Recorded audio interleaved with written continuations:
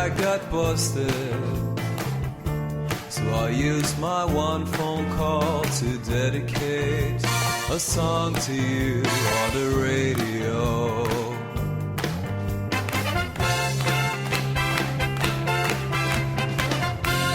Yeah, I got busted. In custody, I imagined our melody being played on a grand piano. I saw your face in front of me. It was perfect clarity. I saw a light in the end of the tunnel. And it was you, 'cause you are the light by which I travel into. Yes, and that you are the light. You are the light by which I travel into. Yes, and that.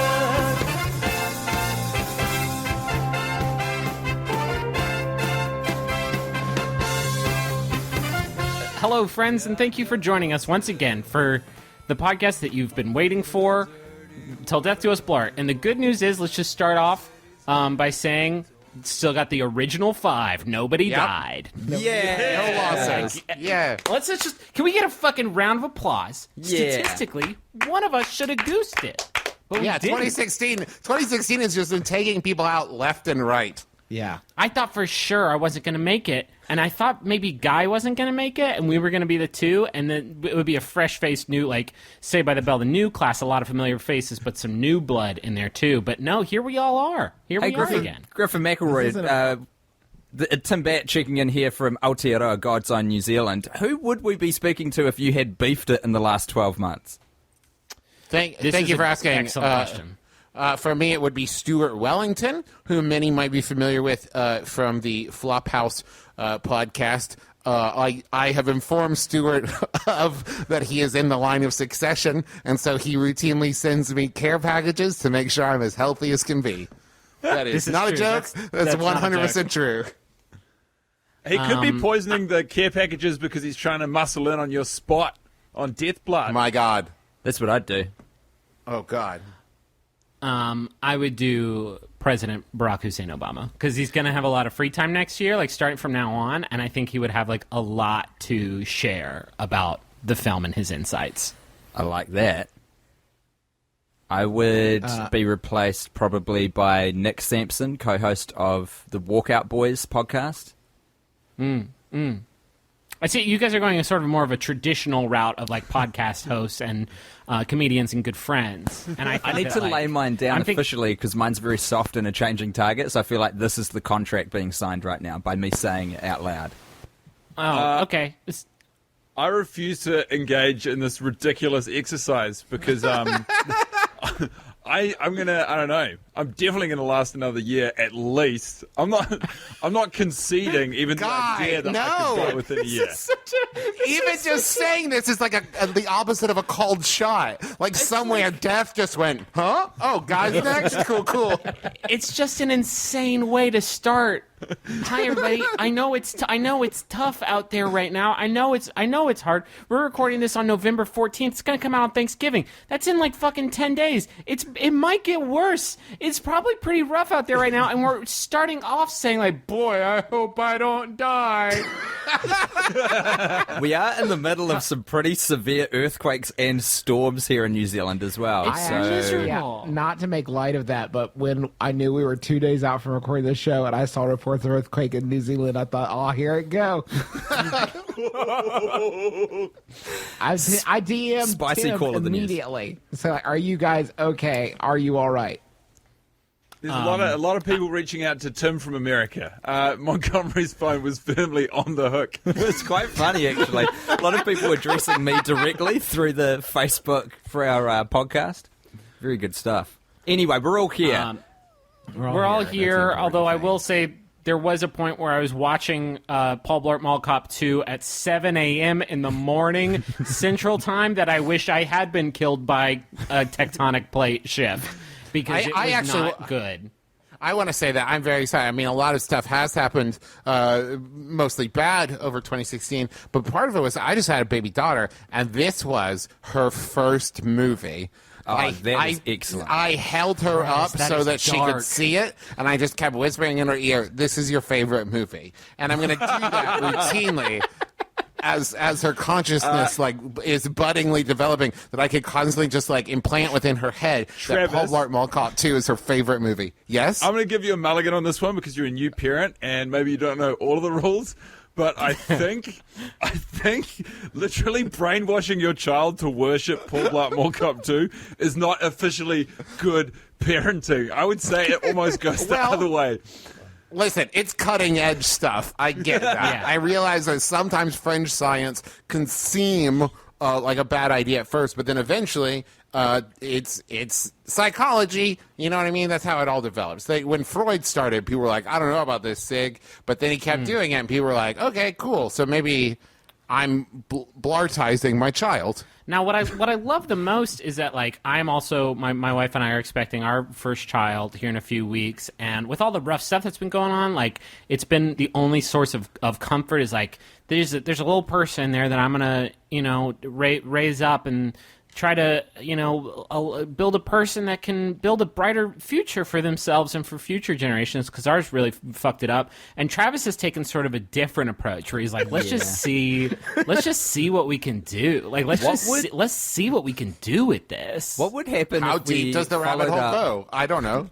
Generation Y, and then after that comes Generation Blart, which is an entire generation of humans who have been brought up to believe Paul Blart Mall Cop 2 is the greatest film that's ever been made. And what does society look like? Right now, she thinks it's the only movie ever made. She thinks it's the only movie. She thinks that's what movie is. Yeah, Tim, you've got to dream bigger. We can shut off all other films and make it so that Paul Blart Mall Cop 2 is the only film that stands in the canon of human achievement in movie making. Wow. What does that society look like, Just a whole lot of Blart heads. It's like another Dark Ages where just other information is cast aside and you are burned at the stake for suggesting there's another way to use a camera and lighting equipment. Yeah. Just everybody accusing everybody else's lips of sweating. It's a deep cut reference to my favorite line. Deep Paul Blart Mall Cop. Last night I watched this. I told my wife is sick, and I realized that I needed to watch this film, so I invited her on the journey with me. And 40 minutes in, the baby starts crying, and she ran upstairs like she always does to try to put it back down. And very suspiciously, 15 seconds after she went up, she said, I'm not going to be able to get her back down. I can tell she's really up for good. I'm just going to have to lay down with her and see what we can, because I don't think she's going to, okay. Paul Blart Mall Cop 2, a movie so terrible and unwatchable, you would rather be sick and tend to a crying infant than sit through the rest of it. Yeah, I would rather lie perfectly still than watch your movie, Kevin. Thank you very much. I know you worked hard. I also made Teresa watch it with me this year so I could see it through fresh eyes. And about 45 minutes in, she found every other excuse to not watch the movie. She started doing dishes and cleaning the kitchen at 7 p.m. And I was just like, wait, you're going to miss it. And she's, I don't think I'm going to miss it. I was like, okay, cool. Bye, baby. Did she see it last year, though? No, I watched it by myself last year. I think. I don't remember her. She was in the car with me for a bit while I watched it on my computer. I remember there was a scene where he, earlier in the film, a joke is set up that he has hypoglycemia, which is funny because of, as we referenced in the first pilot episode of this podcast, all the fat shaming is the central theme of all the comedy. To the internet, by the way, for picking us up for a second episode. I really appreciate that. But I seem to remember in that pilot episode there was discussion around Teresa feeling really bad that the ice cream was going to get... Paul Blart approaches an ice cream when he goes into a sugar coma, his blood sugar drops, and it looks like he's going to steal an ice cream off a kid, but he actually lets the drops fall into his mouth. And I remember her being very worried about that. Thank you, because I appreciate that, because I know what's going to happen is someone's going to start this show and they're going to listen to the 2 episodes that for them are but moments apart, whereas for me it's been 365 days and I don't remember a single fucking thing we talked about in the last episode. Moments of Blart. Thank you. So I'm Justin McElroy. Oh yeah, I'm Travis McElroy. I'm Griffin McElroy. I'm Guy Montgomery. And I'm Tim Batt. Okay, And we this- didn't Sounds do like we're that signing off. today. Hold on. It sounds like we were signing off. That's not the end. Okay, well, that's going to do it. See you next year, I folks. fucking wish. I was about 15 minutes in this movie, and I'll be honest, I was kind of looking forward to it because I remembered What? the first. I remember the first was one too. was like not wholly unpleasant, and as you guys can probably attest, watching things repeatedly gives you a new appreciation for it. And I thought, well, I'm going to see this kind of like fresh. The terrifying thing that I realized 15 minutes in, I realized that I remember this movie with perfect clarity. Like, I remember every moment watching it felt like I had just watched this moment 5 minutes prior. Yeah. See, that's It's not funny. even it's not the movie's fault for the reason I didn't like it. It was that horrible realization about the passage of time. And then I was like, didn't I just watch this shit? No, it's been a calendar year. It's been one calendar year. I feel like I just watched you yesterday, Kevin. I want you guys to know, and this wasn't forced. Last year, I had 11 laughs that I cataloged. This year, 13. Oh, for fuck's sake, Than Travis. last time. Okay. All That right. is fucking unforgivable, man. Like, Now, I was actually... I was pissed off I- listening to the episode this morning where, in fact, I think Griff was the only one who got out of the squeaky clean. But Yeah. the other two of you brothers were like, hey, movie, not so bad. And then Travis was like, I laughed 11 times. Here's all the moments. I was, fuck you guys. Fuck you guys hard. I just watched that movie again. It's no good. I had excruciating diarrhea in episode 1, and I think that may have been like whatever I had going on in my brain. I guess malnourishment and dehydration was the only thing that allowed me to enjoy parts of this movie, except for the banana scene. The banana scene's great. The banana scene is the only thing. The banana scene was what they walked into the room and we were like, well, here's this funny idea. A man eats a very old banana. Like, that's great, but it's not enough for a movie. It's like, okay, we'll build a movie around this very, very And good joke. do you know how they went about building that movie? How? Kevin James said, okay, well, we've got a banana. I've also got a notebook half filled with jokes about security guards. I could cobble together into some semblance of a speech. We could put that in the middle of the movie. Now we're building something. Now, I will not have you guys take away from the old lady made gut punch, which is solid. That old lady actress fucking delivers. She does it good. She does good. Should we try to attempt to slop this on to any form of like structure or I mean, last year we did a semblance straight up scene by scene fucking recap that lasted longer than the runtime of the film itself. Can I? Which I I did hate not you take guys? those kinds of notes this time. Can I? I just the only thing I took notes. The The only thing I took notes about was about the plight and about the fucking dastardly protocols of the Shadow Man, who is a character that I sort of propped up in the pilot episode of Death Blart. That now I watch and I tried to look for his machinations throughout the work. The Shadow Man, of course, being the dark, nefarious person or people, community of people, organization that is trying to ruin Paul Blart Mall Cop's life for some reason. It's the Paul only- Blart's like Spectre. It's his, kind It's of.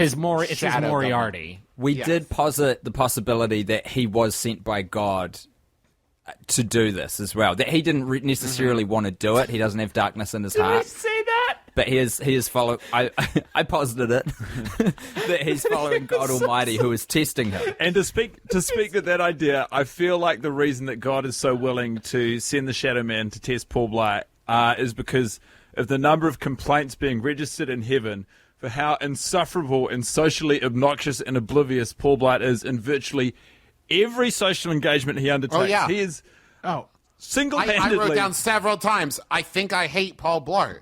Like the character, he is at every turn pretty terrible with everyone constantly in a way that I don't think I caught that in episode 1, that he is just disgustingly like terrible with other people to the point of not like they've written him to be socially inept. They've written him in many cases to be an asshole.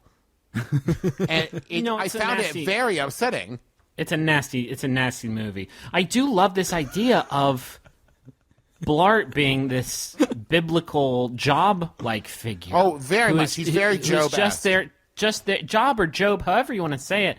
He's just there to be, see if he can sort of keep that chipper attitude after everything. Like his wife leaves him, his mom dies horribly, his daughter keeps getting kidnapped.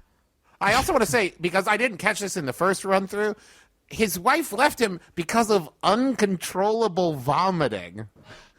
Like, they end the movie in love. They end the movie. Like, she wasn't tied to him because of, I assume, at least what we see in the flashback clip, is they end getting married and happy. And then after 6 days, after marrying him, her cause for leaving him is uncontrollable vomiting. She can't not vomit. Think about that. Think about that. Actually visualize that for a second. How miserable that is. Yeah. But that a human being would induce that. And I sit there and think, oh, okay, until later in the movie, Teresa made the observation that when talking to women, Paul Blart is detestable. So I think maybe there's a gap there that we don't see in those 6 days where he is just atrocious. Yeah. And sure. she's like, oh, you know what? In retrospect, you're a fucking asshole. You make me want to vomit.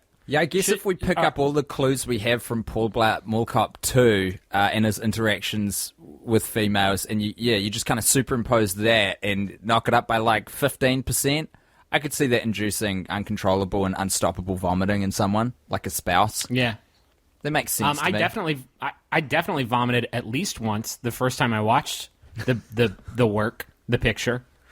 Should we I mean, what do you want to do, guys? Because I didn't do my homework. I didn't listen to the pilot episode. Because honestly, fellas, that sets a bad precedent for me for every following year going forward. So I don't know what we do here. Should we just talk about what happens in the movie for our new friends, our new folks who are getting on board now at episode 2? I feel like what we can say to those people who are listening this far and have skipped episode 1 is don't be like Griff. Do your fucking homework. I would love for all 5 of us to vote on who will give a plot synopsis, which will last no longer than 2 minutes. And my vote goes to Justin McElroy. Okay. You know what? I second. That's 1 for Justin. That's 2. Yeah, I think you're going to go ahead and carry this one across the 100-yard line for us, Juice. Okay. So your time starts now. Okay, so Paul Blart is a mall cop in, I guess, so far so good, in New Jersey, probably. He has a daughter and he has a wife and he has a mother. And God strips not for long though of his. Please don't interrupt me. I don't have long. God strips him of his wife and his mother via divorce and a milk truck, respectively. He gets an invitation to speak at a security professionals conference, and at some point, because someone thinks that he did something good 6 years ago, he may be the keynote speaker, decides that he is the keynote speaker of this event, even though he has not prepared a keynote speech. That is ridiculous. Then he learns that he's not giving the keynote speech. Another security officer is yada, yada, yada. There's art thieves in this Los Angeles hotel. Whoa. Hold on. Back up the truck. I gotta provide I feel like we as, missed some context. I only have 2 minutes, okay? Orange light. So, you've got 1 minute. There's art thieves, and they're wanting to rip off this hotel. I'm just establishing that fact, because I actually do think that it comes approximately at that point in the script. So, the guy who's supposed to give the keynote speech is drunk, and he's too drunk to give it, so they ask Paul Blart to give it. Simultaneously, his daughter, who is considering going to UCLA and abandoning him, playing into his fear of abandonment, is at a party with an elf that works in the parking garage of the valet guy. So she's at a party with him. She stumbles into the art thief's room and gets kidnapped. And then with Paul Blart, it's up to him to rescue his daughter and stop the art heist. 10 seconds. That's kind of it. Yeah. Yeah, you got it. I am proud of you. He does them both. The thing that makes me mad about Paul Blart Mall Cop 2 is not that it's a dumb movie or an unfunny movie. It is both. but there's no consistency to the character itself. Is not he's not funny, and there's no consistency to who he is as a human being. To wit, he grouses about the possibility of having to give the guy who parks his car $1 and then throws all of his money on a craps table without even knowing the rules of craps. I mean, literally all the money he has. I mean, what sound should I make if we're retreading ground from episode 1? Probably. That was pretty effective, Tim. That was good. This is just say this is the sound I make. Here's a different one then that I noticed just this fresh year. Guy's obsessed with security, right? Obsessed with safety. He makes a huge point of this in his day-to-day life. He's obsessed with protecting his daughter and protecting himself and being safe in all things. Except then he steals a Segway from a very polite man who's asking him to just provide a driver's license and then refuses to, and then drives it into traffic. Like, there's no consistency to this person, this thing. This Blart animal. That's right. He's not a person. Man. He is a being. I wrote down the same notes. His manner is all over the shop. Even when, like, he does care about his daughter, right? He cares about her so much he can't handle the idea of her leaving him and going to UCLA. Against probably his own best interest as a parent, he cannot stomach that idea. Such is his love and fear of her leaving. And then when she gets kidnapped, he's got time. He's on the phone to the mastermind behind the art thief who's got the girl, and he's got time to crack jokes with him. There's a lot of levity in him losing his one loved one. He's running bits. Yeah, it's fucking crazy. The man beast we call Paul Blart is an enigma. The thing that really stuck out to me this watch was how many elements of the movie, how many sort of props or like whatever the word is for like how they plan the heist and sort of the tech and the strategies they use for the heist in like the Ocean's movies. Paul Blart Mall Cop 2's approach to thinking up this heist and then justifying it is there's just so much straight up dookie garbage in that category. And I don't know, like, I think it would be fun to like really dive into the heist, the plan for this heist. And some of the tech that went into it, because like starting out, the first thing that stuck out to me that I didn't even notice the first time is there's a guy that walks up into the room with all the heisters, and he sits down at the couch and he has this high-tech laptop, and somebody says, looks like we paid off the right NSA guy. And it's like, that doesn't have to be a part of this. And he sets this box down on... He sets this box down on a coffee table, and he presses a button, and like 5 screens flop out of it, and it's like bad. It looks bad to look at it. Like the technology that made it was bad, and it's like I just based on that too. I also want to interject because I wrote down at one point watching this, what year is this actually set in? Because also, like, every time somebody pops up on, like, a telephone, it's the most, like, detailed, like, it's a picture of the person's face pops up. Yeah. And not, like, a screenshot. They got the pixel, insane. too. But this fucking laptop is, like, looks like we paid off the right NSA guy. And then this high-tech laptop is like, guys, you're not whatever it is that you're trying to be. Have him pull out a fucking Lenovo Yoga from his fucking backpack. That'll do. Get a Surface Pro 3. That'll do. There's another, right after he opens that ridiculous laptop, which really fucking bothered me this time. It looks like something that someone used on like Battlestar Galactica. It's the original like 70s one. It's nonsensical. Immediately after he does this, their plans appear on the hotel television that is framed into a wall. Like there is, like, first off, your computer has 5 screens. You couldn't spare one of them to let people look at it. And also, why are you using energy to hack the TV in the hotel room? They also do a thing with like the fucking Hank dude walks in and says like, we've had a few noise complaints, and there's like a second of tension, and they're like, I guess that's why we hired you. And it's like, like, no, what they would have said is like, don't be an asshole, Hank. Like, fucking, what are you? Come on, fucking get your shit. We're sitting here looking at our crazy laptop and watching it come up on the screen, and you're being a dick. Yeah, your jacket's great. Why are you being weird? Hank's the dude who is part of the team, but that's not revealed on his first showing because he walks into the room dressed fully as hotel security just to freak them out, to give us audience the sense that, they might be in trouble here, and then they're like, jokes, it's our dude. But yeah, you'd fire that guy as well. You'd be like, hey bro, we're planning a heist test. You quit fucking around. Like, get the fuck out of here. When he comes in this blue, okay, it is literally a blue jacket and a name tag and a black tie and white dress shirt. And he says to him, you don't want to know what it took to get the real deal. Do you mean a blue coat? Like, you almost definitely could get a reasonable smoker of a blue coat. From the roughest afternoon bargain hunting at the nearest Goodwill. You do not want to hear about it. And you know what? That's the only thing that Hank says. 3 stores. The only thing that Hank says in the movie, which is accurate and useful, is you're like, yes, Hank, that's fucking correct. We don't want to know. Please, can you just do your job for once? How did you get this far in the operation? How are you this high ranking? You are so incompetent.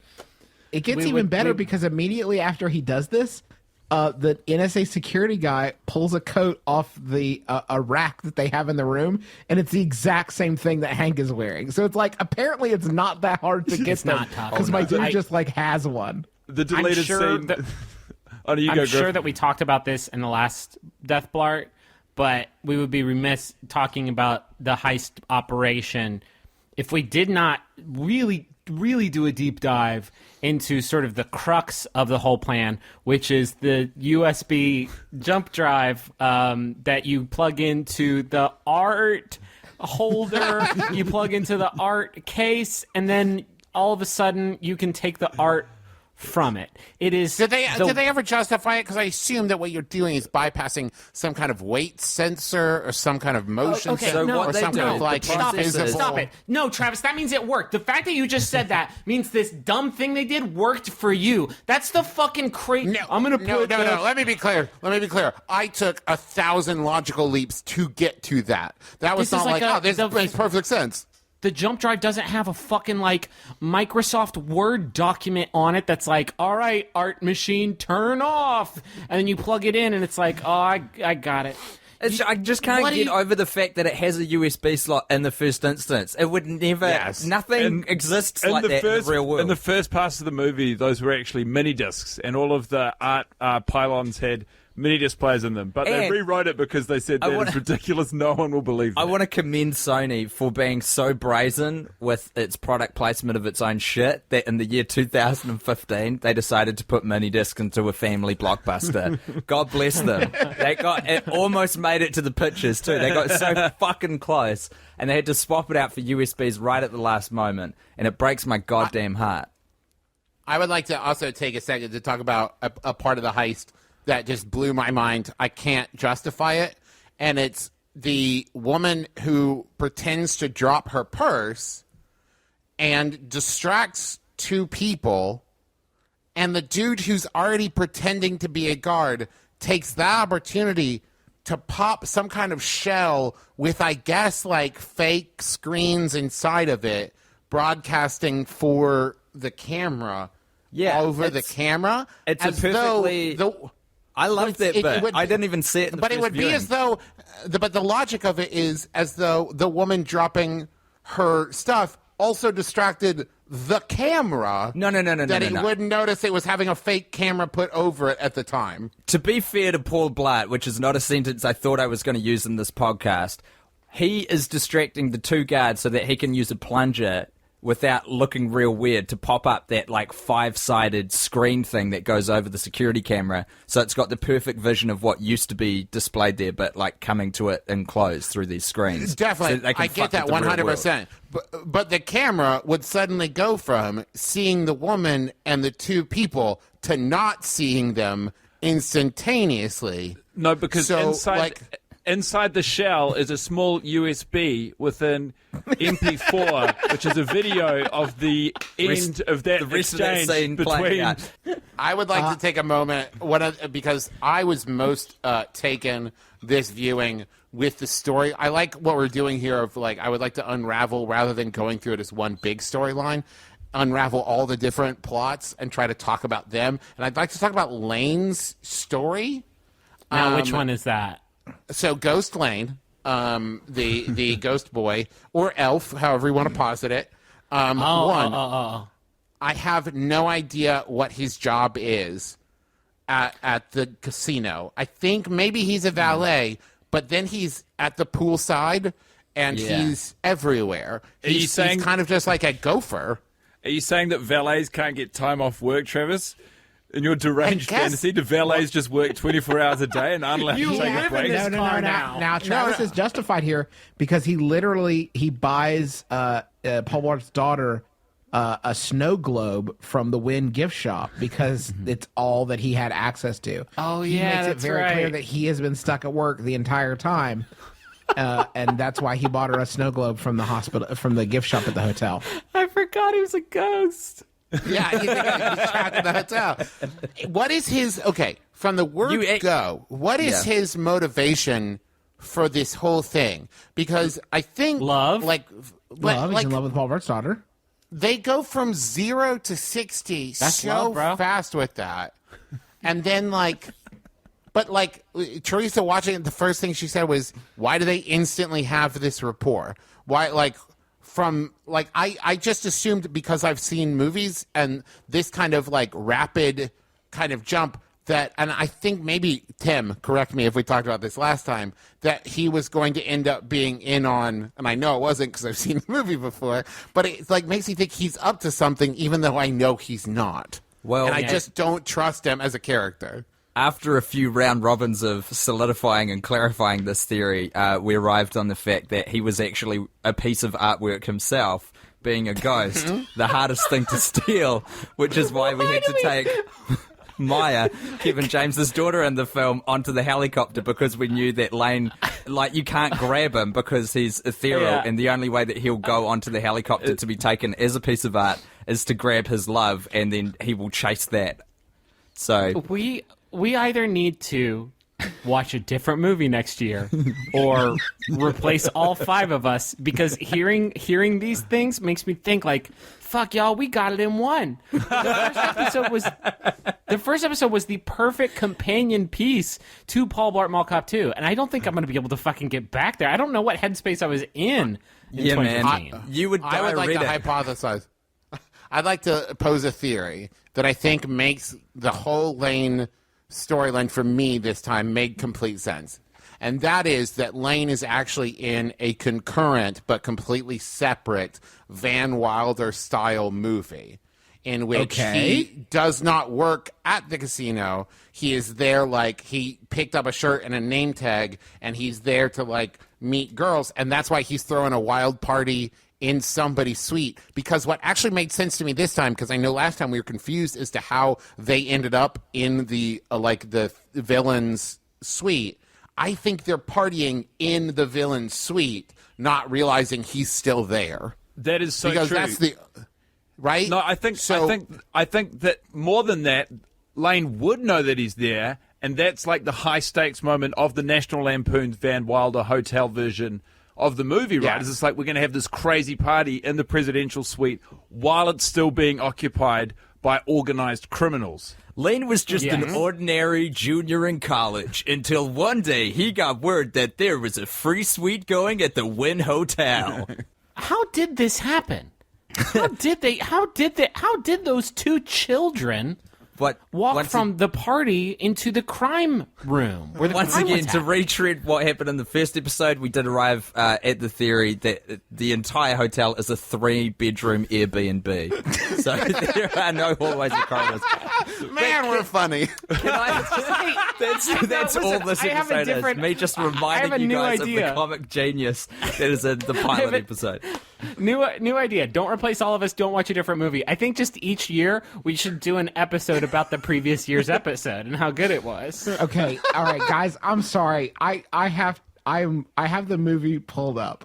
I want to walk you through the flow as it literally happened. Okay, yes, please, Okay. back into the left. Go for it. Beat by beat. I'm seriously. I'm jogging through this with my mouse. Okay. Lane is at the party that he is throwing in the hotel in this abandoned suite. Right. He gives a thumbs up to some friends. Walks over to a door, opens the door, and he is literally in the suite Right? of the. And here's the thing that like trips me out probably the most. One, they're pretty good criminals. They're not going to book both of the rooms next to each other because that's got to be irritating when you're planning your fucking art heist. Secondly, they didn't. I'm looking at the deadbolt on the door and it is not closed. This is a honeypot. They were Damn it, like, Hank. Listen, let's get into some human trafficking. As long as we're here, like if any teens walk in, they're ours, and we'll just get them as like a bonus because it is basically inviting teens to walk in to their crime suite. What if the party was so well executed and publicized ahead of time that that's the thing that actually brought the criminals in? We've been looking at this whole operation backwards. Like, what's his name? Neil? Vincent? The bad guy. Neil McDonough. Vincent? Neil Sounds like a McDonough. bad guy name. There you go. That he is actually attracted to like high stakes situation because he puts so much work into developing the character. There's like a real physicality to this villain who's in this really bad movie, and he's just such a good actor that he couldn't help himself but really wrap a good, solid, contextual, layered character around himself. And I reckon that he's come to this theory that the reason why this guy's in the life of crime is he's kind of started off as a kleptomaniac as a teenager, and he's just got addicted to the adrenaline, and now he seeks out parties being held in hotels and tries to arrange art heists while there are security conferences being That held. makes perfect sense because on top of all that, he also escalated his own stakes by planning the robbery to occur the day before they change all of the security on all of the artwork in the hotel over. Which is just such a needlessly, like, it's like, why would you wait until the day before? It doesn't make any sense. Well, And they run late. that's the earliest they could get. That's the earliest they could get the suite. It was booked up till then, and they're like, okay, well, this is gonna be tight. But Yeah, they're criminals who are dabbling in human traffic, but I'll tell you what they're very respectful of. That's other people's hotel bookings. What is their code of ethics? I'm looking at the screen showing the reservation for the criminal because Paul Blart Holy shit. asked it to be pulled up. The name on the reservation is Norbertine Shipping. The phone number is an 800 number. The address in the address field says Hamburg, Germany, because that's what addresses do. The requests on the room are corporate booking, VIP. That's it. That's the big request that he Okay. has is corporate booking, VIP. Yeah, That's maybe. perfect. And the attention to detail in this movie, man, I really tip my hat to the art It department. may be Vincent's part of ratcheting up the stakes for himself is that he's got a very laissez-faire attitude towards booking his hotel rooms in which he executes his crimes now. So he just rings up and he says, I need the most expensive, I need the penthouse, I need the presidential suite also, I need a teenager to be having a party nearby, I also need this to coincide with a lot of police presence or security guards if you can't do the cop thing. And additional to that, here are some scant details for my booking. Hamburg, Germany, VIP, corporate, that'll do. I will arrive at dawn sir. with my Amex. Right away, sir. Right away, sir. Your usual, yes, sir. I want to talk. I want to talk about another. The plot contrivances in this movie are just phenomenal, and the one that I want to talk about that really got my goat this time is the way Paul Blart finally finds a foothold with the criminal organization that has kidnapped his daughter.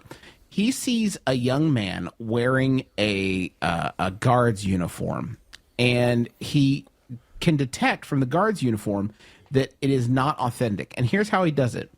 He looks he says that the buttons on the uniform have a kind of brass that uniform company has not used for 18 years. so it cannot because of possibly humanitarian be his. reasons. Because of humanitarian reasons. Thank you, Paul Blart, for trying to put a joke in, even though it's not a joke. Good Is it like attempt. rare earth minerals? What the fuck are you talking about? They're blood Those buttons. are conflict buttons. Yeah, but he says that because of that, it can't possibly belong to this young man, so he has to be a traitor. So the way Paul Blart imagines jobs is that you get a uniform that you buy yourself and keep it forever. So he is suggesting that, like, somewhere there's an old man that has had the same uniform for 18 years, as though, like, no, probably they just let somebody else have this guy's uniform, or they replace the uniform. You don't own your own and just bring it to work with you every day. It's ludicrous. And the Paul Blart that is also a universe, scene though, that, like, they own everything themselves. That's why they've got a weapons convention where you walk around and look at all the toys yourself, because apparently these people get given, I don't know if there's like a slush fund or something, but it's like, here's your uniform money allotment, and here is your weapons fund. And then you just go out and spend that, which I think is a great way to approach security. well, and this scene, the scene Jess was talking about, is also like another example of like the inconsistency of this, because like the way he solves that is like Sherlockian, like his attention to detail, but then literally the very next second he can't tell that he's too far away from the dude to headbutt him. Like it made me, I'm not going to lie, really mad. Like, I got very angry at that moment, irrationally so, where I was like, wait, hold on. Is that one of your 13 laugh points when you laughed at yourself for being so angry at the movie Paul Blart Mall Cop 2? No, I felt, it felt good. It felt good to feel that strongly, you guys. You know what? We're here to talk about feelings. Sometimes you just let yourself feel. It's okay. We mentioned what's his face? McDonough. Oh man, I forgot his Ocean's damn 14. name. Neil, Vincent. Neil McDonough. I again, I'm sure we talked about this in episode 1, but like, if I was in this movie and he was in this movie, I would be so pissed off every scene I had to do with that guy, because like, hey, do you not realize what we're doing here? You're acting really good, and you're doing a really good job. And I just want to sit here and I want to make very mean-spirited fat person jokes. And it seems like you came here with a different purpose. I actually think it's possible he didn't know what movie he was in. This For a okay, big significant part of it. this so leans into something that struck me on this watch, which is the heist bits that it cuts to feels like an entirely different movie made by an entirely different set of people. Because it's like the color palette when you cut to those scenes is completely different. It's got this beautiful like gold shine on it, and the music's way better. Like they've nailed that kind of poor man's Ocean's 11 sort of scoring, underscoring the whole thing. The actors are better in all of those scenes. Like the whole lot of all the villains are just better actors than the people in the other bits of the movie. And there's even a bit where Ocean's 14, the villain, is like he gets really furious when Maya, Kevin James's daughter in the film, it comes into his room, because it's like the two movies are starting to meet each other, and he doesn't want to infect his good movie with Paul Blart Mall Cop 2. What we've got here is a last action hero scenario. Yes. All the movies are bleeding together. We have the Van Wilder movie. We have the heist movie. We have the Paul Blart sequel. We've got like a weird kind of like movie where there's just a guy playing piano and a bird walking around in a garden that shouldn't exist in this world. There's everyone. We are randomly step into movies everywhere. It's like the negative version of it, though, because it's the Van Wilder movie without any debauchery, the Ocean's heist movie without any actual heisting, and a comedy without any actual jokes. It's like we've got all the worst. This is the first action hero, and they haven't gotten to the good end yet. There are entire fucking scenes of the heist bit that have like literally no bearing on what happened. Like the ostensible purpose of this film, i.e. a comedy. Like, there's a minute-long sequence where they talk about how security protocols have changed and the NSA guy is supposed to have a contact that alerted him, and here are the options for, like, skirting this, and it's a bunch of technobabble, and it's like, like, you did not have to convince us that these people are doing crime. Like, I get it. Like, I'm fully on board. His laptop is a fucking X-Wing. Like, we get it. We know. We get it. We know what you're doing. Crime. There's no jokes here. Move on. But I still love that everyone's trying to defend their own shitty movie universe from everyone else. That's right. And the reason for that, Tim, is the way they divvied up the writing responsibilities on this movie is pretty unique, and it hasn't been used again.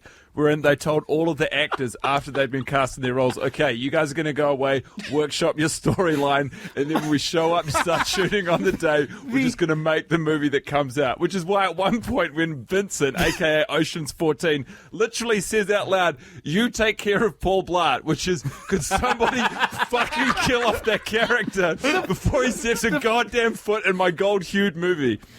The fucking culmination of this, the perfect culmination of this, is the Cirque du Soleil scene that Paul Blart literally stumbles into and ruins. Yeah. Fucking because it's like they were doing like a Showtime special, and he just stumbled in like a big idiot and fucked it all up. I like this scene on this watch because I also thought that they really leaned into like the show must go on kind of mentality, as though if that happened, just a random person stumbled in and started knocking people off of the platform and like injuring people, that the entire stage crew would just be like, just keep going, it's gonna be fine, just keep going, don't stop it, don't stop the show. They're professionals, man. But sir, Philippe, he broke his leg. Just keep going. Just keep going. Let's see where he's going with this. It sets a dangerous precedent. People are going to watch this movie now and be emboldened because there is nothing keeping you from running on stage at Hamilton and being like, don't worry, I'll do the raps now. There's nothing. There's nobody there. You can do it, but the only thing that's keeping you from doing it is decorum. And so people see scenes like this and they're like, I can be Hamilton. I could be Fuck, you're right. Also, for the skeptics who are doubting that there's much of a crossover in the Venn diagram of Hamilton fans and diehard Paul Blart Mall Cop 2 fans, you are a mile off. I'm very sorry to tell you. That overlap It's basically is one and huge. one. Yeah. You're right. We can't erode this invisible barrier between an audience and the show, and this movie is treading some very dangerous ground, showing people how it can be done. And I don't like it, and I won't stand for it. You are literally standing for it annually. I had a shocking revelation.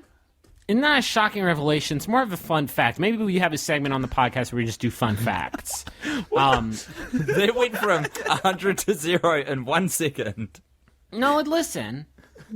I wanted to know about the pianist from the duck. It wasn't a duck. So clearly not a duck. The bird fight scene. I wanted to know who the pianist was and what his deal was, because I think he delivers a fucking hysterical performance. Him and the banana joke are the highlights, right? And it's not even the bird fight that's funny. Like the physical slapstick comedy of CGI. Sometimes it's a practical bird. That doesn't do it for me. But the pianist reactions are decidedly hysterical. They're perfect. They're good. They're very, very good. This man is playing piano the whole time, just scoring. And not just the whole time, Griffin, because I realized on this watch, he's playing the piano when Paul Blart comes out in a completely empty garden. Yes. That man is just always out there, just always playing the piano. I think in the pilot or somebody mentioned that maybe he was the Shadow Man, because like why else would he be playing a piano for nobody? And also, if you think about it, the Shadow Man spends the beginning of the movie just fucking this guy up nonstop, and then like this other agent acting against Paul Blart steps into the picture, and so the Shadow Man takes a back seat for a bit and just kind of spectates, sees what happens. Oh, you're going to take the daughter. That's good. It's interesting. Maybe I found a new ally in my quest to destroy Paul Blart. But he can't help himself, right? He can't fucking help himself. He's got to get in there a little bit. So, hence, the bird fight scene is set up. Anyway, this man is named Eric Genuis. So, like, genius spelled wrong, which to me is fantastic. Eric Genuis, maybe. Let's do that. Maybe Genuis. Anyway, Eric is a composer. He's a professional pianist, and his IMDb credits include Paul Blart Mall Cop 2, where he is a pianist. His other IMDb credit is that he is the composer for a pro-life documentary called Blood Money. Oh That's my about God. exposing the truth behind the abortion industry from the pro-life perspective, and that Oh is my scored God. by You had me by in the Shadow Man. such suspense when you said a couple of times, and you fucking delivered on the promise of that pregnant pause, my friend. I did not No see pun that coming. intended. Yeah, true. Fuck.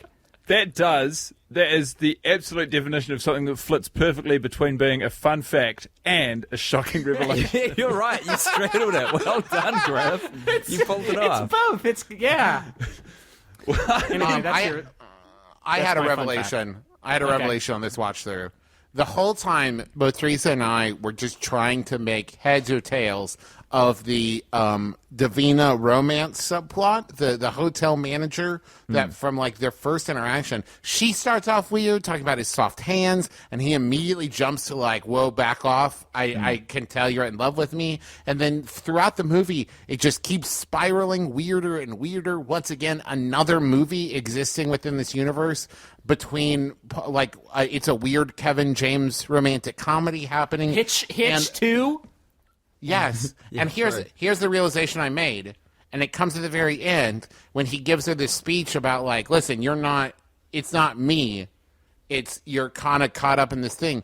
I think, and it's poorly done and very sloppy, but I think it's trying to be this subversion, this kind of putting it on its ear of the trope of like, by the end of the movie, the kind of hapless, schlubby guy, now the woman's in love with him because he was a hero. But in reality, there's no substance to it past that heroic event that we see as like the reset of the beginning of the movie with his wife.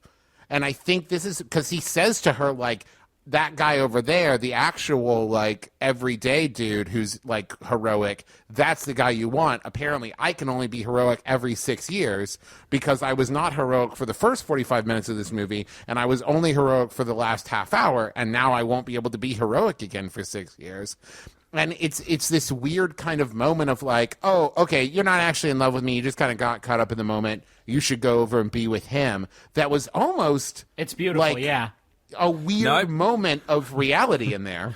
Trev, I'm It was going just to done very say bad. you are reading entirely too much into this on our second watch, considering we had 12 months betwixt the two. You are giving it too much credit. I'm very concerned by Griff leading some support to this as well. No good, boys.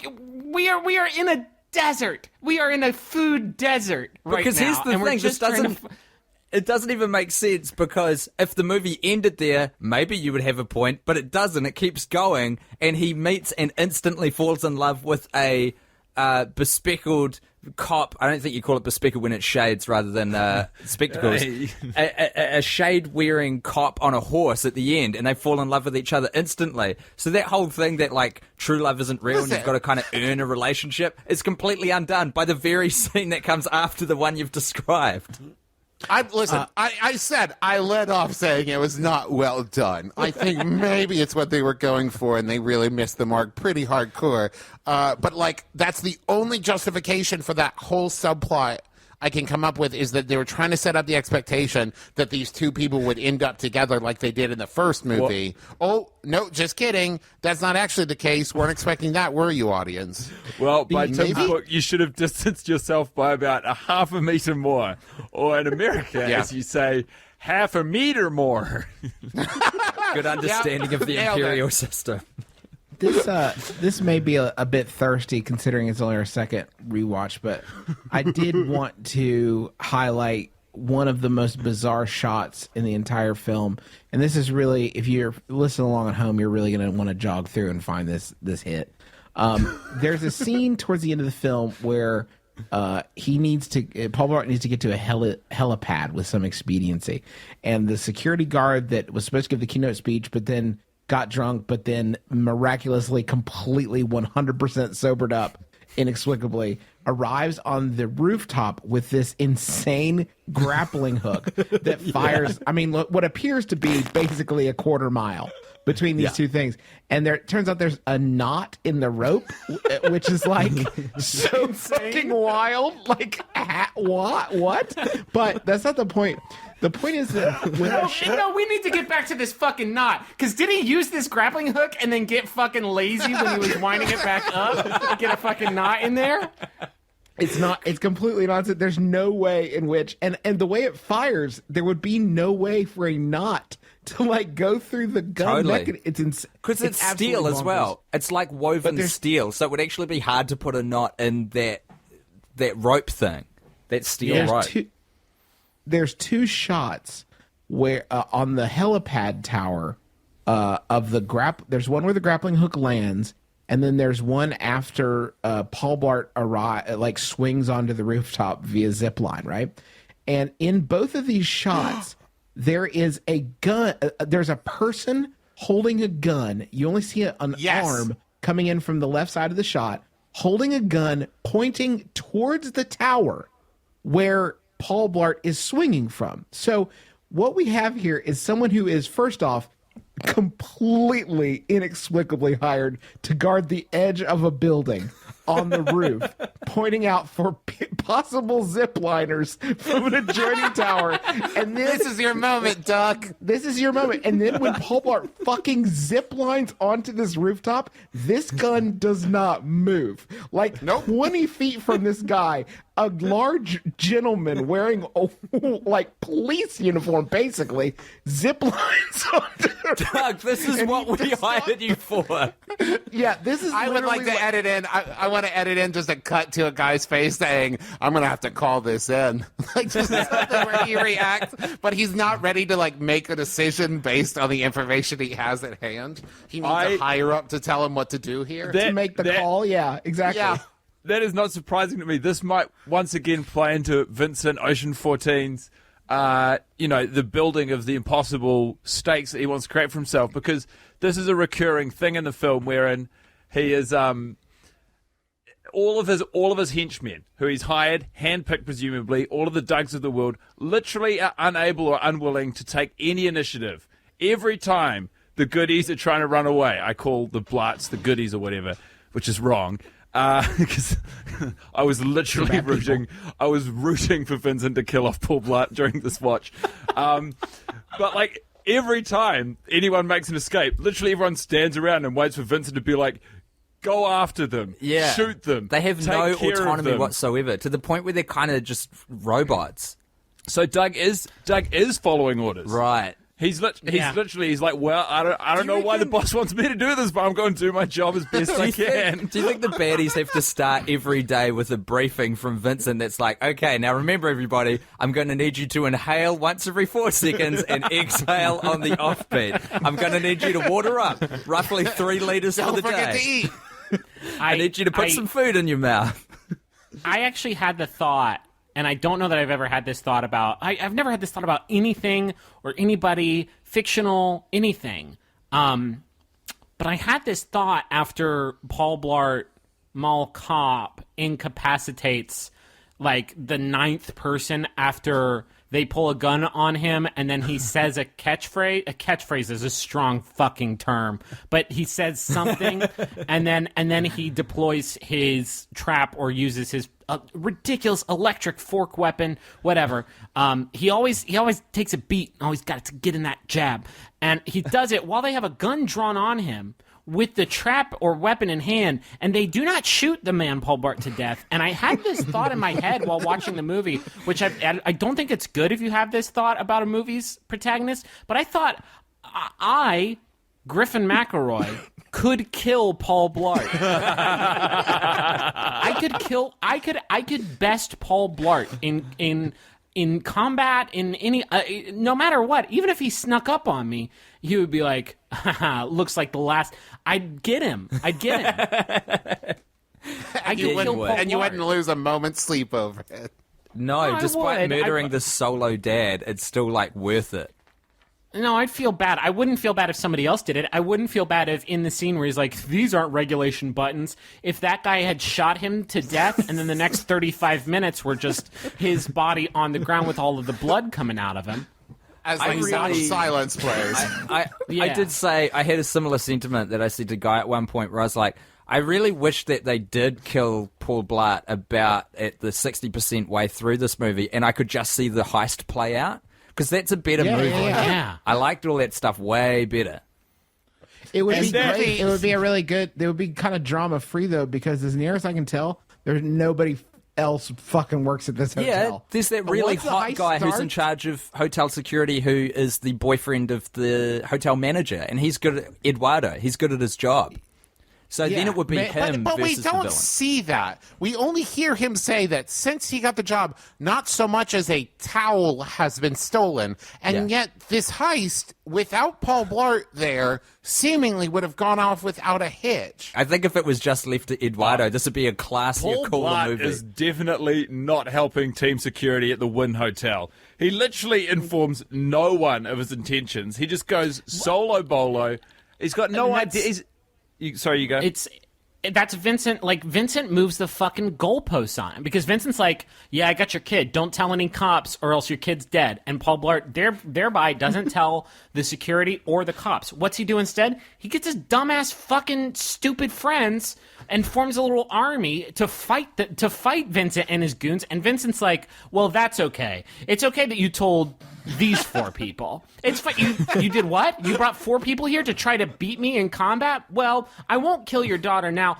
That's fine. That's not against her. You did come here to kick our ass, to kill us or arrest us, so we can't do the crime. That's fine. You really found a loophole there. I did specifically say cops, and I am a man of my word, if nothing else. Yeah, and also I want to continue to gently slight you by not acknowledging the fact that you security guards are registered as officers of the law. Also, I imagine the other end of that phone conversation where Vincent's like, I've got your daughter and I'll kill her if you bring any cops into this situation. Of Paul Blart being like, whoa, this is not the movie I thought we were making.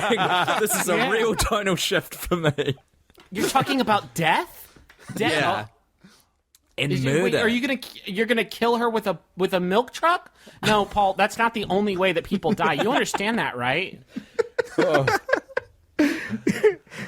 Hey, also, does anyone have access? Sorry to interrupt, but we had an email address set up. Does anyone remember what it was? Oh, no. Shit. There's no way. Hold on. Hold on, Let me see. We gotta do a mailbag. I would need to actually get the former NSA guy to hack into this. I would need a 5-screen computer to be able to access our email address. Does anyone have any guesses? It's got to be till we have a Twitter? deathblart@gmail, right? We do have a Twitter. Yeah, the Twitter hold on. exists. And we told What I picked is everyone. no, to tweet deathblart at us. Gmail is not it. Okay, till I think it's deathblart at till- gmail. Okay, till death do us blart is the address. Now I just need a password to get into this account. What? Okay, now, guys, we've known each other for 1 3/4 fucking, I hope, 3/4 of a podcast. Yeah. What is a password that we would all be able to share? Like, what sort of key phrase would we have chosen to Try access this Deathblart. account? Deathblart, uncrackable. Such a bad password, though. Nah, wasn't that? Try 69. password, but the S's are $signs. Pretty my okay. There's a God. phone number ending in 82. That's mine. Okay. Travis made what's this. Okay, Travis. I need your full phone. I'm not going to say it on the thing. Okay, well, I need you then to access this account. Okay. Okay, it's till death do us blart. Travis, you can just drop it in Skype chat. You can drop it in Skype chat. Yeah, drop it in got it. Skype I chat. got I like right that here. we're very committed to not editing a second of this podcast. No. This is everybody's coming on this journey with us. It's because I think if we're basing the precedent off last year, Justin edited the podcast last year, and if he is the editor, I don't think he wants to chop and screw it. Okay. And why would you want to leave I need any to of create. this What's a gold? new password I can create? We Hey, can't say it well, on the maybe just decide one, Travis, and tell us afterwards. Okay. All right. That's fine. I sure hope there are some emails. Hey, I'd also just like to let everyone know that, unbeknownst to anyone except for Guy, we've got another co-host who's joined us for this episode, which is the Knife from the Worst Idea of All Oh, the Time. knife is here. The Knife's been here the whole Hooray! time. Yeah, so It's a- Knife's it's a- decidable. It's a new knife, right? This is the second generation knife. The first one got taken off me by airport security in Australia, and quite rightly so. I forgot to put it in my checked-in The luggage. fact they took it off you in Australia, I think we might have talked about this before, speaks levels to airport security in New Zealand. Yeah, fucking from A. whence we flew. It's because in airport security in New Zealand, they say, "Have you got any apples?" And you say no, and they go, "Very well, off you go," and they wave you through. Holy shit, we have a lot of emails. Uh-oh. really? I mean, no, like 25, which is a lot That's compared a to what I lot. thought there would be. All right, let's do more the- than I thought there would be. Mailbag segment, Travis. Read us off something fun. Well, give me some time to go through it. Okay, here's a theme song. Everybody all at once over Skype. And a 2, and a 3. Could I, before we improvise a theme song, could I suggest a theme song which will be borrowed and lifted from what is actually the Paul Blart Mall Cop 2 soundtrack? I bought it on iTunes. If you listen to it, it is quite literally 60 minutes of Kevin James making this noise.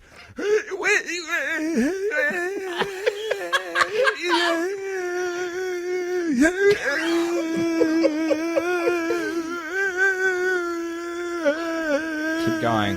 I'm booting up the camera.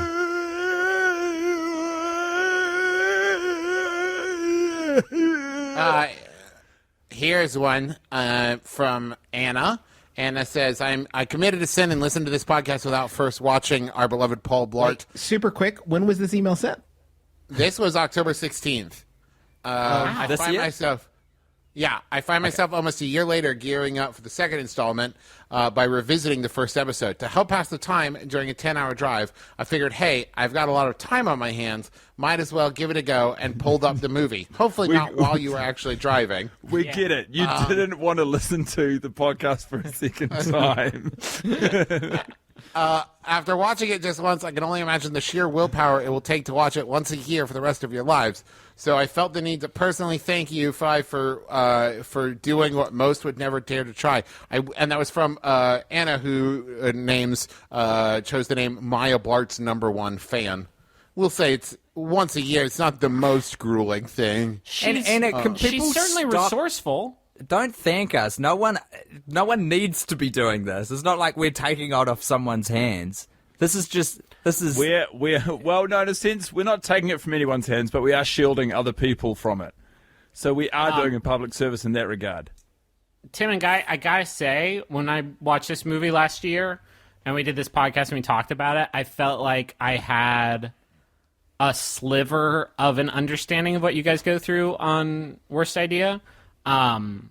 And I gave myself a nice 12-year vacation or 12-month vacation, and then coming back and watching it a second time, I now actually think you two are complete psychopaths because I can't imagine doing this every 6 months, let alone on a weekly 7-day rotation. welcome it's to unimaginable. the fucking party, Griff. Come aboard. We've just it's not a- pulled it's- up a room it's not a at the party. Wynn Hotel. No, it is, because life's what you make it, Griff. If you decide that watching a terrible movie once a week and just keep watching it for a year with your pal is what that's going to be your thing, then you're in that. It's unchangeable.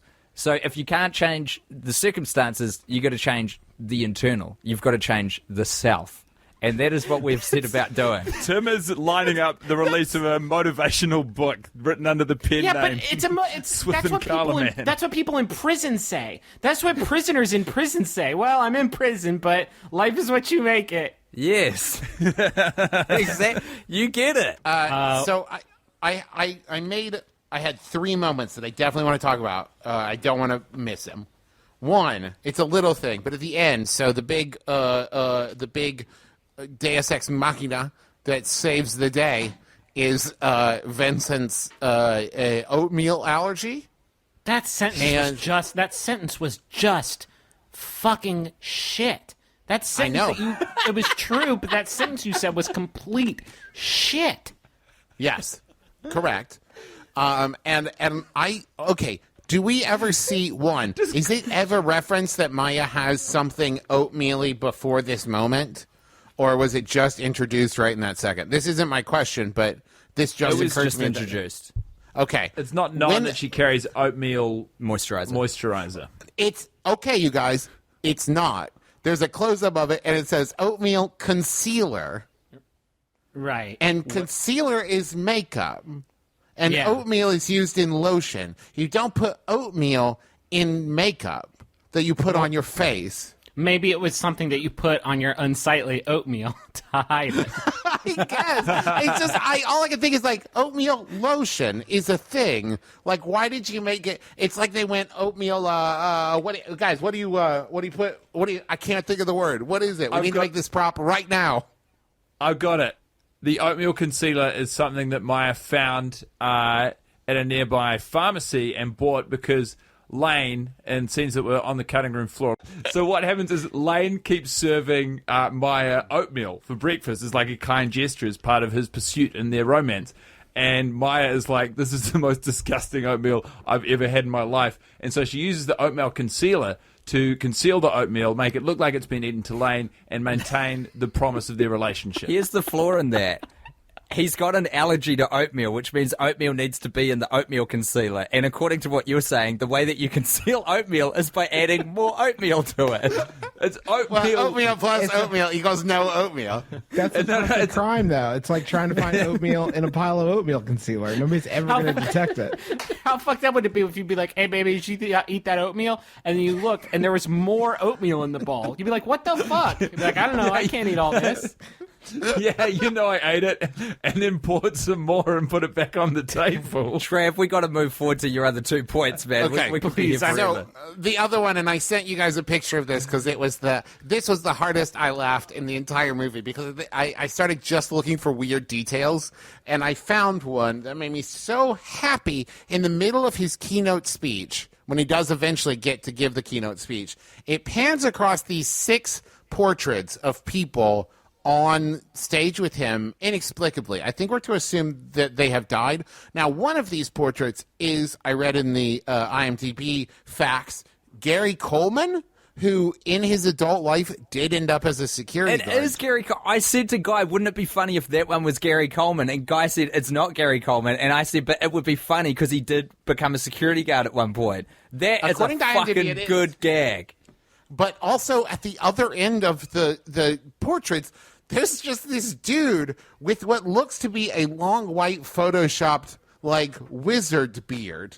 This is a doctored picture. It's very clearly a doctored picture, and it's not referenced. Like somebody just had a really good time designing what this portrait that was going to be on stage for this moment was for no reason.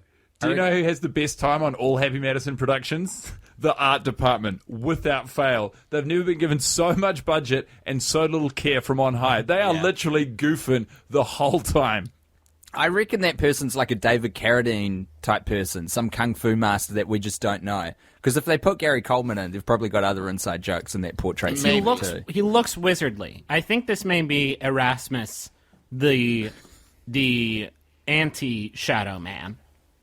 The light man? No, because you can't have shadows without light. You cannot have shadows. Hence their eternal struggle. Light man. And my last big revelation was how many parallels between this and Die Hard there are. Of like they're the same genre of movies, separated by a wide divide. But this idea of schlubby dude on vacation ends up wrapped up in this like weirdly thought through heist movie in which he's the only one involved going through this building, taking members of the heist crew out one by one until eventually on a rooftop he's like has a showdown with the bad guy on a rooftop, but instead of his wife being held hostage, it's his daughter. Like there's a lot of parallels. The only difference, though, is that in Die Hard, the hero is a hard-nosed New York detective, and in the Blart movies, it's 3 trash bags stacked up like a snowman that learned how to talk and fart. That's burping snot to you, young man. I mean, by your reckoning, though, Travis, this movie is also like Up because they kill his wife right at the start. It doesn't make the two movies similar. Well, also Up and Die Hard are very similar if you think about it. The irritating thing about your comparison, though, Travis, is that what that implies is that it's like a parody of Die Hard, and it feels like they set out to make that, but at some point, Kevin James is like, "Oh, I want to punch people good and shoot them and stuff. Good. I want to do it good. Like good in a few good times." movie.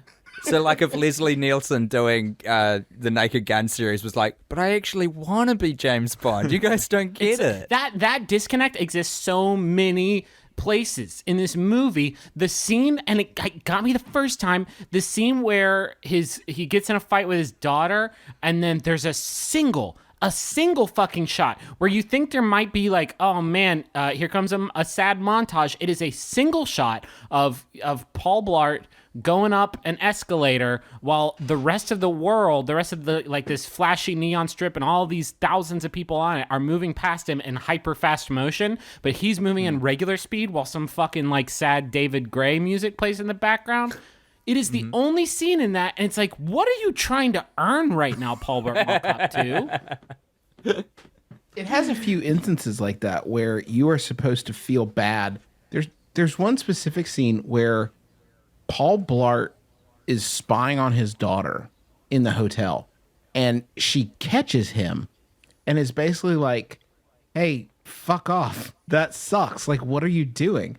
And she says, "Go away, because that fucking sucks." And he goes away slowly, and there's like sad piano music, which is the way a competent filmmaker tries to build sympathy with its protagonist. It's like, no, Paul. That moment that you're talking about, I literally said out loud to Guy, they haven't earned this. Yeah. I know exactly the moment you're talking about. Like, I'm supposed to look back. She wants to move away. Yeah, he's a fucking monster. He's a terrible dad. I thought that, like, throughout. I just kept thinking, like, oh, he's a terrible dad and probably was a terrible husband. Did you nudge your infant child and point that out to it as you sort through these things? I just kept saying, I will never be like this. Except I want for you right to now, know that, once a babe. year. Except for this moment. But there was also, I think the thing that's so frustrating about both of those things that Justin and Griffin just mentioned is, like, they were attempting to do these subtle things of, like, underscoring and the way they shoot the thing. But then there's also, like, moments, for example, when he, like, walks up to the craps game and accidentally bets all his money and loses it, where they have ADR in someone saying, the fat guy ruined it. Like, they just are so, like, it's as if there was a heavy note session in which the only note they kept receiving is, we're worried people won't get that he's a loser, and we really need you to lean into it like 10 times harder. I think they misunderstood what using that emotive kind of piano music does. And they're like, well, look, so long as we have 5 breaks of piano music lasting at least 15 seconds each, people will sympathize and relate to this character, and we can literally treat him like a garbage man for the rest of the film. That's a great approach to filmmaking. Very, like, paint by So numbers. just buy goodwill by playing that sort of emotive piano music and then cut loose. So this is like, if we end up on a rooftop at the end with the bad guy and the good guy, it doesn't matter what we've done up until then, it's a Die Hard movie. And it doesn't matter how we treat the character, as long as we have 5 short pieces of piano music, it's emotional. I like this. It's very Happy Madison. The whole thing is literally, and this is what I love. This is what I love about Paul Blart Mall Cop 2, is you miss 100% of the shots you don't take. Tell me more. And like But that's just it. It's like this. I know you speak. This movie misses all of the shots it does take, except for the banana and the pro-life pianist. Like, those are the only 2 shots. Okay. In the thousands and thousands of, like, this thing throws up bricks like crazy. The part where he gets jealous of her new ghostly boyfriend and says, "What, are you hanging out with Chicken Chow Lane?" And it's like, Kevin, that's not anything. Okay, to rebut your point, please, Griff. First of all, both of those gags, while they might be 2 of the only gags that hit, totally justified the rest of the fat on the movie. As someone who is going to watch this movie every day until I die, every year. Every year, sorry. No, I'm also doing Please don't. You've misunderstood the concept. Guy, no, no. Days from now? Guy's been doing this the whole year since we did it. What are you guys talking about? I've just been doing a little bit of extra research. No, but every year, those gags will always hold. And secondly, there is one more gag which is in the pantheon of good gags in Paul Blart Mall Cop 2, and that is when Hahachi from Tekken, he's the head of security, I can't remember his character's name, but he's got the same hairdo as Hahachi, introduces Paul Blart to his wife, and they're talking about when their daughter left for college. And the wife says, I just blast Sarah McLachlan and walk into the cupboard and hug her jerseys that she left behind. And that is a beautiful line of dialogue, perfectly executed year in, year out. I'm Three sorry, shots there's out other- of 3,000 is not a bad percentage. See, I'm going to beg to differ. The old lady getting punched in the Old stomach. lady getting punched. Is a Old lady getting punched in nightmare. the stomach. No, it's amazing because he says, I need to call you medical attention. And she says, no, that's not necessary. It just distracts from the pain of my arthritis. And it's that is fucking choice. The other one that definitely works is when he is talking with a security guard who says that this is the person who I would say cruelly, if she knows anything about Paul Blart, Donna, I believe is her name, hints at him being a surprise keynote speaker. And then she says, yeah, of course it's going to be you unless a RoboCop walks in the room. And Paul Blart says he would stand down for RoboCop. And she says, he's not real. That's very And he says, no, he's not real. And he says, but I would definitely stand down for him. And then she reiterates, she takes a perfect beat, and reiterates, he ain't real. And it's like, yeah, it's really funny. It gets me every year. I will say, I also want to stand by the moment at which the head of security at the casino is talking to the hotel manager, and she talks about like Paul Blart thinking she was hitting on him, and I believe his line is, overweight people use humor to achieve affection, and it's just stated in such blunt, like know very that one. scientific words. It's just the weird, blunt way that disagree. they say it that it's so funny to me because there's no nuance to it whatsoever. Just And I mean, quickly, not if we that could revisit the RoboCop exchange, that is the perfect piece of comedy writing because she literally opens up the offer that RoboCop could possibly walk into the lobby. She is the one who lobs this up as like, within the realm of the conversation we're having, if RoboCop did walk in here, you would step down for him. And then he yes-ands her by going, absolutely, I would step down for RoboCop. And then the ultimate power trip on top of feeding him the lie that the one thing he wants might be in his grasp when it absolutely isn't. She goes, and by the way, you fucking idiot, RoboCop is not real. I didn't realize also boy. the first time I watched it, there's a callback to that during the Cirque du Soleil thing. She's in the audience and she says, is this real? And it's like, yeah, it's okay. Okay. All right. Well, you made it. I see. I get what you try. I think I understand the structure of it, the thing. I want to see this email that Guy found on the inbox. Oh, yeah, look, this is an email, boys, because as you'll well recall, at the end of our pilot episode, we all did example reads to help sell ad space to keep Till Death Do Us Blight alive. Okay. And soon after that, we listed the email address. And I suppose that it's on us that we didn't put the two things together, that we would be so good at reading false ads and people would be so good at writing emails that they might converge. But on the 27th of November, Last year. 2015... Oh, no. We got an email from Jesse and Tasha Wilson with the header advertisement. Hello. I was impressed by your advertisement abilities demonstrated in your outstanding podcast. What do I have to do for Lovecraft Brewing to be the official beer sponsor of the Till Death Do Us Blight podcast? I was thinking something along the lines of shipping you all a case of beer each near next Thanksgiving. And yes, I'm completely serious about this. Cheers, Jesse Wilson, owner, head brewer, Lovecraft Brewing Co. Guy, this is why I don't give you any sponsorship responsibilities on our podcast. You've just given them the entire cow. You just did it, while yeah. charging them nothing. Deliberately. You've withheld no brand names. You've announced their full Christian and surnames on the podcast. Look, you are withholding nothing. Well, we I have mean- no chips left. This podcast is about to go out. Like we've missed it by a year, so I'm going to get through the backlog. Here's what and you we'll do. start charging next year. There Whoever was is no going to reality edit this in which we- podcast we're going to bleep out those words and hold them to ransom until we get payment from that brewery. Yeah. I'll say this right now. I'm drinking a Dos Equis, and it is crisp, and it is fucking refreshing, and I cannot imagine that beer gets better than this. So I myself am enjoying a delicious Bud Light. So fight amongst yourselves, beer brands. I drank Budweiser 2 days ago, and on the bottle, one of the parts of their blurb is literally, "This is the most expensive beer to make."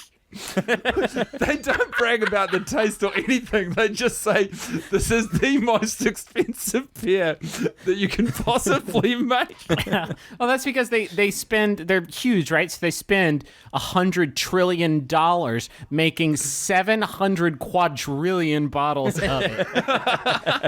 Yeah, they're going real nominal on the figures. Yeah, it doesn't say per bottle. I think that's a fine place for us to start closing her up.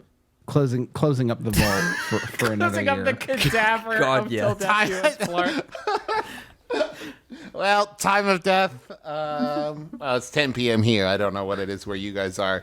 Fast approaching 420.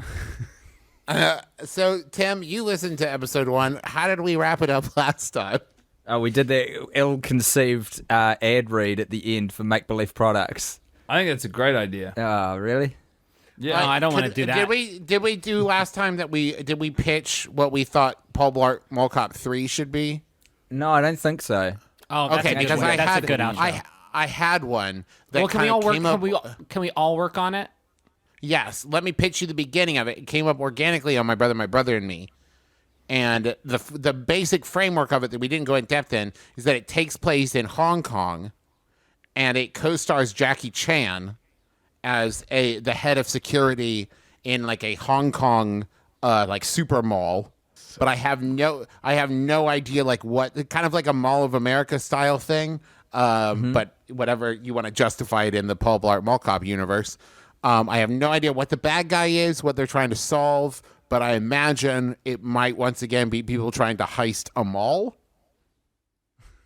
Wait, so you just want Jackie Chan in one of these movies? Is that it? Yeah, that's all Well, you're this saying. is based off the fact that we learned on My Brother, and Me that he is a Segway aficionado, and that every movie he buys a Segway and then gives it away to someone on the crew. And this got me thinking that I would love to see a Jackie Chan Segway movie. And then, of course, that logically led me to Paul Blart Mall Cop 3. I have a pretty good idea for this one, and this is going to seem like kind of a big change.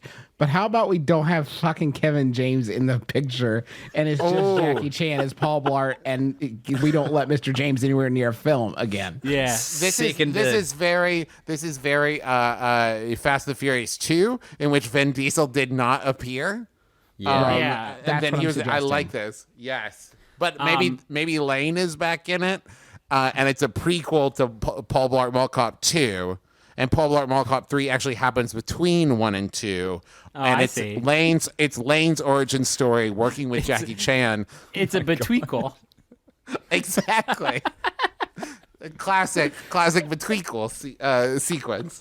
So you're saying the follow-up to two big, loud family comedies written and starring Kevin James and produced by Adam Sandler is this mystical voyage where we follow a ghost and Jackie Chan is in the leading role and it's set in Hong Kong. And maybe I it's like like it. 1785 Hong Kong. Like, this is not modern day. And this is how Lane became a ghost. This is how his spirit got trapped in a statue. Your pitch was that you wanted to see Jackie Chan in a Segway movie, and you decided It'll still be a Segway, Justin. Also, It'll be a Segway, in but it'll be a terms of magical, mythology, ancient Segway. They're just gonna put a This horse's film- head on it. This film is meant to take place between Paul Blart Mall Cop 1 and Paul it's set Blart during Mall the Cop. fucking Okay, wait. Opium It flashes War. forward. It flashes forward because it kind of alternates between 1708 and 2008 or whatever would be between these two movies. And so it's that's an where origin, it's an origin story as well because it's Yes. modern day at the time of making Jackie Chan and Lane, but also you see their forebears interacting for the first time on what was the first prototype for a Segway. So, do you know what is Exactly. going through my head right now? What right do we have to shit on a movie after this diabolical, steaming hot on fire garbage can of an idea? I don't know what you're talking about, Tim. I thought we were pretty close to locking that one down. In what year is Paul Blart? If this is a betweequel, in what year was Paul Blart Mall Cop 1, which I don't believe any of us have seen? What year was that set in? I actually think it was 2009 because they keep talking about 6 years Then between. Travi, 6 years how is it a between. betweequel if it's set 200 years in the past? I told you it flashes forward. It's back and forth You gotta between the think two about time Travi. periods. You got to think about this stuff. You got to think Listen, about it. Can't just say things. I never claimed to have brought you a finished product. I brought you the ingredients, and I expected us as a conglomerate single unit to create the product from the ingredients we get I was bringing. one episode a year. You can't post up a rock. Jackie Chan sequel, I think if we just boil it back down to those two base components, Jackie Chan's in it. Can we just start there and work from there? Maybe it takes place in like Canada, but Jackie Chan's in it. I don't think we should take another pass at this. We'll always have next year, boys. Yeah, We'll get it next time. Okay, that's a good thing to leave off on. Objectives for the next calendar year. I'll put one up right now, and it doesn't have anything to do with the podcast, but just like hold it together. Hold it together. Grab it all. Bring it in tight, and just hold it there. I guess my commitment to you guys is to really formalize my pick in the event of my untimely demise on who will be replacing me in the circle. Mine would be that on the back of the conversation we've just had, I'm going to double the amount of research I'm doing. Paul Blart Mall Cop twice a day for one calendar year. I'm coming in prepared next year, boys, and I'm looking forward to it. Great. I'm very strongly starting to consider watching Paul Blart Mall Cop 1 as well before next year. Well, I feel like it could provide some depth to this conversation. That maybe we get a little bit of backstory, or maybe I'll try to write in my head what I think happens in Paul Blart Mall Cop 1 based off of what I know now. Please, He might. The only thing I would ask is please just find out what fucking yelling Foot Locker is about, because I would bet that's a callback to PB1. And it is completely unexplained. That one's for the fans, I guess. I also want to find out why he just shouts Widdershins when he realizes nothing. that the art is being stolen. Yeah. It's not a thing. And I actually think he says Windershins, which is not a word. Widdershins is a word. But it is not an exclamation. I don't know. Maybe that's in Paul Blart Mall Cop 1. Email us and let us know. Griffin, can you please free us? I have an idea for next year's episode that I want to float really quick, and then we can end it. Okay. What if next year, instead of discussing the plot of Paul Blart Mall Cop 2, I host a role-playing game where we role-play Paul Blart Mall Cop 2. And we can play different roles, and somebody can be Paul, and somebody can be the daughter, and somebody can be, I don't know, the one with the cape. And we just recreate the plot of the movie, note for note, scene for scene. I think it's within I'm reason into that. if we all watch Paul Blart 2 beforehand. I think that'll be part of it. Yeah, as long as we've just watched Paul Blart 2, I think we've got a pretty open palette. I think we And explore the multimedia we might have space. to take on. We might have to take on multiple roles. We might have to be ready to be multiple characters. Yeah. Because I don't know that 5 people can fully encompass the ensemble that's Sure. created in PB2. And then we can incorporate the Shadow Man. And also the good thing about this is that it would be very cathartic for us if Paul would die, if we could kill Paul and have him be dead. Great. We'll see. That's great. And that's all coming to you next year. Next Year, look forward to it. Definitely going to forget about it. Well, here we are at the end of another episode. It's a lonely road ahead of us without each other, without Paul for another calendar year. But I know we'll get through it together, but not together because, again, a lonely road. Anything else y'all want to say before we sign off? If you're coming to us because you're Worst Idea fans, then you really should be listening to my brother and me. It's very good. And samesies, Mabim Bam fans. Worst Idea of All Time is one of 3 good podcasts. So you should be, if you're listening to more than 3 and it's not one of them, you're a clown. Be sure to tell a friend about Paul Blart Mall Cop. Tell him about Till Death Do Us Blart. Because now, the first one, the first thing you said. well, now there's enough episodes to technically binge on, so they could listen to both episodes back to back if that's something they'd be interested in. If we've learned anything from doing the Worst Idea of All Time, is that one of something is easily enough to binge on. Great. And happy American Thanksgiving, of course. Now, Griffin, give us that famous sign off. Oh, actually, remember it. Thanks for listening to Till Death Do Us Blart. Not today, Death. Nailed it.